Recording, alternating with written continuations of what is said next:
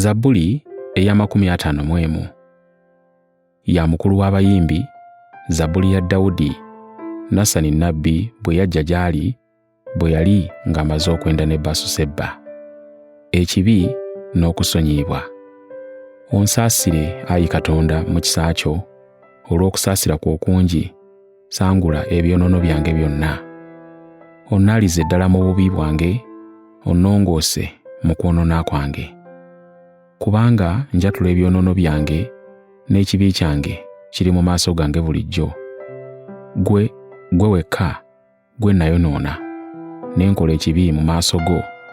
Obeera omutuukirivu bw'oyogera, osinga omusango bw'osala. Laba, nze natondebwa mu bubi ne mu kwonoona mange mwe yanzaalira.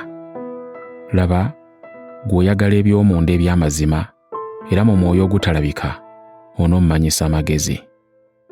Ontukuze n'ezzobu, nange naaba mulongoofu, onnaaze nange naaba mutukuvu okusinga omuzira. Ompulize essanyu n'okwesiima, amagumba ge wamenya gasanyuke. Okise amaaso go mu bubi bwange, osangule ebyonoono byange byonna. Ontondemu omutima omulongoofu, Ayi Katonda, onzizeemu omwoyo omulungi mu nda yange. Tongoba w'oli, so tonzigyako omwoyo gwo omutukuvu. Onkomezewo essanyu ery'obulokozi bwo, onnyweze n'omwoyo ogw'eddembe. Ne ndyoka njigiriza amakubo go aboonoonyi, n'abalina ebibi balikyukira gy'oli.